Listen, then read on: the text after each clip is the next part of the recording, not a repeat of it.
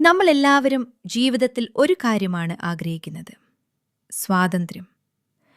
പണം കിട്ടാൻ വേണ്ടി ദിവസവും പണി ചെയ്യാതെ, ബില്ലുകളും കടങ്ങളും പേടിക്കാതെ നമ്മൾ ആഗ്രഹിക്കുന്ന ജീവിതം ജീവിക്കാൻ കഴിയുന്ന സാമ്പത്തിക സ്വാതന്ത്ര്യം. പക്ഷേ സ്കൂൾ നമ്മെ എന്താണ് പഠിപ്പിക്കുന്നത്? കഠിനമായി പഠിക്കുക, ഒരു നല്ല ജോലിയെടുക്കുക, ശമ്പളം വാങ്ങുക. പക്ഷേ പണത്തെക്കുറിച്ചും പണം കൈകാര്യം ചെയ്യുന്നതും നിക്ഷേപം, ആസ്തികൾ, സമ്പത്ത് ഒന്നും പഠിപ്പിക്കാത്ത ഒരു വിദ്യാഭ്യാസമാണ് നമ്മുടേത്. ഇതാണ് റിച്ച് ഡാഡ് പുവർ ഡാഡ് എന്ന ലോകപ്രശസ്ത ബെസ്റ്റ് സെല്ലർ പുസ്തകം നമ്മോട് നിർബന്ധമായി ചോദ്യമുന്നയിക്കുന്നത്. നമ്മളെ പണം നിയന്ത്രിക്കണോ, അതോ നാം പണത്തെ നിയന്ത്രിക്കണോ? ഈ പുസ്തകം എഴുതിയത് റോബർട്ട് കിയോസാക്കിയാണ്. അമേരിക്കയിലെ ഹവായിൽ വളർന്ന ഒരു ചെറുപ്പക്കാരനാണ് റോബർട്ട് കിയോസാക്കി. 2 അച്ഛന്മാരാണ് റോബർട്ടീൻ ഉണ്ടായിരുന്നത്. അത് തന്നെയാണ് റിച്ച് ഡാഡ് പുവർ ഡാഡ് എന്ന പുസ്തകത്തിന്റെ ഏറ്റവും വലിയ ശക്തി. ഒരു പക്ഷത്ത് പുവർ ഡാഡ്, അതായത് റോബർട്ടിന്റെ ജന്മപിതാവ്. ഉയർന്ന വിദ്യാഭ്യാസമുള്ള, സ്ഥിരം ജോലി, സുരക്ഷിതമായ ജീവിതം. പക്ഷേ പണമിടപാടിനെക്കുറിച്ച് വലിയ അറിവൊന്നുമില്ല. മറ്റപക്ഷത്ത് റിച്ച് ഡാഡ്, അതായത് റോബർട്ടിന്റെ ഏറ്റവും നല്ല സുഹൃത്തിന്റെ അച്ഛൻ. വലിയ വിദ്യാഭ്യാസമില്ല, പക്ഷേ പണത്തിന്റെ ഭാഷ മനസ്സിലാക്കിയ ആൾ. ബിസിനസ് മൈൻഡ്, നിക്ഷേപം, ആസ്തികൾ സൃഷ്ടിക്കൽ എല്ലാം റോബർട്ടിനെ പഠിപ്പിച്ചവൻ. പുവർ ഡാഡ് പറയുന്നത്, കഠിനമായി പഠിക്കൂ, ഒരു നല്ല ജോലി നേടൂ, സുരക്ഷിതമായ ജീവിതം നയിക്കൂ. എന്നാൽ റിച്ച് ഡാഡ് പറയുന്നത്, പണത്തിന്റെ കളി പഠിക്കൂ, ആസ്തി സൃഷ്ടിക്കൂ, പണം നിനക്കായി പ്രവർത്തിക്കട്ടെ. ബാല്യത്തിൽ തന്നെ ആദ്യ പാഠം. 9 വയസ്സുള്ള റോബർട്ടും മൈക്കും പണമുണ്ടാക്കാൻ ആഗ്രഹിച്ചിരുന്നു. പാവപ്പെട്ടവരുടെ വീടുകളിൽ വളരുന്ന കുട്ടികൾക്കുള്ള സ്വാഭാവിക ആഗ്രഹം. അവർ ആദ്യം ചിന്തിച്ചത്, പണം വേണമെങ്കിൽ നാം പണമുണ്ടാക്കിയാൽ മതി. അവർ ഒരു കൃത്രിമ നോട്ട് നിർമ്മാണ ശ്രമം തുടങ്ങി. പുവർ ഡാഡ് അത് കണ്ടു പറഞ്ഞു, ഇങ്ങനെ ചെയ്യരുത്, പണം വേണമെങ്കിൽ ജോലി ചെയ്യണം. പക്ഷേ റിച്ച് ഡാഡ് മറ്റു വഴി പറഞ്ഞു, നിങ്ങൾക്ക് ഞാനൊരു ചെറിയ ജോലി തരാം, പക്ഷേ ഞാൻ പഠിപ്പിക്കുന്നത് പണത്തിന്റെ കളിയാണ്.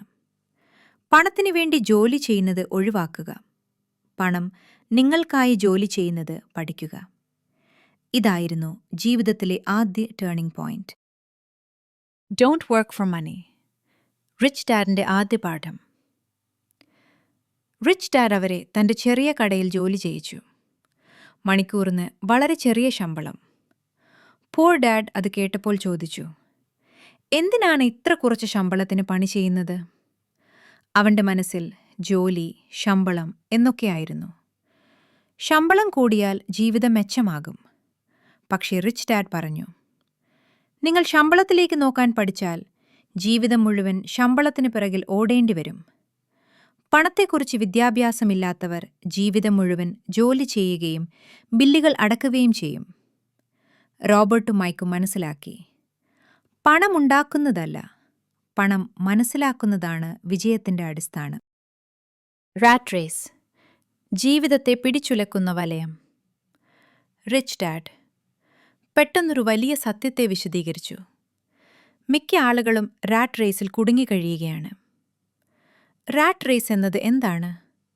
രാവിലെ എഴുന്നേറ്റ് ജോലി, ശമ്പളം കിട്ടുക, ബില്ലുകൾ അടയ്ക്കുക, ചെലവുകൾ കൂടുക, വീണ്ടും ജോലി ചെയ്യുക, വീണ്ടും ബില്ലുകൾ. ചിലർക്ക് ശമ്പളം കൂടിയാലും ജീവിതം ശരിയായി മാറാത്തത് ഇതുകൊണ്ടാണ്. കാരണം ശമ്പളം കൂടുമ്പോൾ ചെലവുകളും കൂടും. പുതിയ ഫോൺ, പുതിയ ബൈക്ക്, EMI, ലോൺ. ജീവിതം ഒടുവിൽ ഒന്നൊന്നായി ബന്ധിച്ചു കിട്ടുന്നു. റിച്ച് ഡാഡ് ചിരിച്ചു പറഞ്ഞു, നിങ്ങൾ ജോലി ചെയ്യുന്ന സ്ഥലത്ത് എലികൾ ഓടുന്നത് കണ്ടിട്ടുണ്ടോ? അവയ്ക്കൊരിക്കലും ലക്ഷ്യത്തിലെത്താനാവില്ല. അതാണ് റാറ്റ് റേസ്. ഈ പാഠം ഇന്നത്തെ യുവാക്കൾക്കും വളരെ പ്രസക്തമാണ്. ഫിയർ ആൻഡ് ഡിസയർ, നമ്മെ പണത്തിന്റെ അടിമയാക്കുന്ന ശക്തികൾ. റിച്ച് ഡാഡ് പറഞ്ഞു, പണമില്ലാതാകുമെന്ന ഭയം, കൂടുതൽ കാര്യങ്ങൾ വാങ്ങണമെന്ന ആഗ്രഹം, ഇവരാണ് ആളുകളെ ജീവിതകാലം മുഴുവൻ ജോലിയിലേക്ക് ബന്ധിപ്പിക്കുന്ന ശത്രുക്കൾ. പുവർ ഡാഡ് ഈ വഴിയിലായിരുന്നു. അവൻ പറഞ്ഞു, ഒരു സ്ഥിരം ജോലി വേണം, സുരക്ഷ വേണം. ഇത് അദ്ദേഹത്തെ സുരക്ഷിതമാക്കി, പക്ഷേ സമ്പന്നനാക്കാനില്ല. റിച്ച് ഡാഡ് പറഞ്ഞു, ഭയവും ആഗ്രഹവും നിയന്ത്രിക്കാൻ പഠിച്ച മനുഷ്യൻ പണത്തെ നിയന്ത്രിക്കും. ഇതൊന്നും നിയന്ത്രിക്കാത്ത മനുഷ്യനെ പണം നിയന്ത്രിക്കും. മൈൻഡ് സെറ്റാണ് വ്യത്യാസം. പൂർ ഡാഡ് ഒരേയൊരു വാചകം പലതവണ പറഞ്ഞു. എനിക്കത് വാങ്ങാൻ കഴിയില്ല. പക്ഷേ റിച്ച് ഡാഡ് പറഞ്ഞു, എങ്ങനെ എനിക്കത് വാങ്ങാം? ഒരു ചെറിയ വ്യത്യാസം. പക്ഷേ ഈ ചെറിയ ചോദ്യം മസ്തിഷ്കത്തെ പരിഹാരങ്ങൾ തേടാൻ നിർബന്ധിപ്പിക്കുന്നു. അതുകൊണ്ടാണ് സമ്പന്നരുടെ ചിന്ത എന്താണ് സാധ്യമല്ല എന്നതല്ല, എങ്ങനെ സാധ്യമാക്കാം എന്നതാണ്. സ്കൂളുകൾ നമ്മെ എല്ലാം പഠിപ്പിക്കും: ഗണിതം, ശാസ്ത്രം, ചരിത്രം. പക്ഷെ ജീവിതത്തിൽ ഏറ്റവും പ്രാധാന്യമുള്ള വിഷയമായ പണം കൈകാര്യം ചെയ്യുക എന്നൊന്നും പഠിപ്പിക്കില്ല. അതിനാൽ ജീവിതത്തിൽ എന്താണ് നടക്കുന്നത്?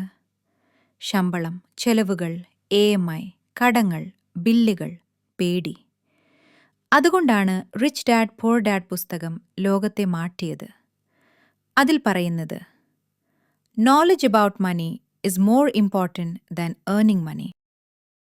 Asset versus liability. പുസ്തകത്തിലെ ഏറ്റവും വലിയ പാഠം. റിച്ച് ഡാഡ് പൂർ ഡാഡിലെ സർവകാല പ്രസിദ്ധമായ പാഠം.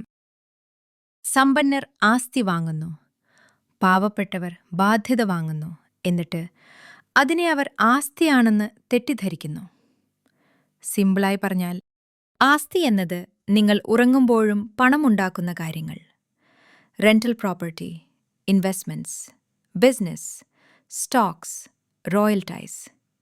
ബാധ്യത അല്ലെങ്കിൽ ലയബിലിറ്റീസ് എന്നത് നിങ്ങളുടെ പണം പുറത്തേക്ക് പോകുന്ന കാര്യങ്ങൾ. EMI, loans, car, expensive life style. പാവപ്പെട്ടവർ ലയബിലിറ്റീസ് വാങ്ങി ഇതാണെൻ്റെ ആസ്തി എന്ന് കരുതും. സമ്പന്നർ ട്രൂ ആസറ്റ്സ് വാങ്ങും. അവയിൽ നിന്നുള്ള വരുമാനമാണ് അവരെ കൂടുതൽ സമ്പന്നരാക്കുന്നത്. ഇതോടെ റിച്ച് ഡാഡ് പൂർ ഡാഡ് സമരിയുടെ ആദ്യ ഭാഗം ഇവിടെ അവസാനിക്കുന്നു. ഈ ഭാഗം നിങ്ങൾക്ക് ഉപകാരപ്രദമായതായി കരുതുന്നു. അടുത്ത ഭാഗത്തിൽ നമ്മൾ റിച്ച് ഡാഡ് പഠിപ്പിച്ച കൂടുതൽ പ്രധാന പാഠങ്ങൾ, ആസ്തി സൃഷ്ടിക്കൽ, പണത്തിൻ്റെ പ്രവാഹം, നിക്ഷേപ മനോഭാവം എല്ലാം കൂടി വ്യക്തമായി പരിശോധിക്കാം. അടുത്ത പാട്ടിൽ വീണ്ടും കാണാം. നന്ദി.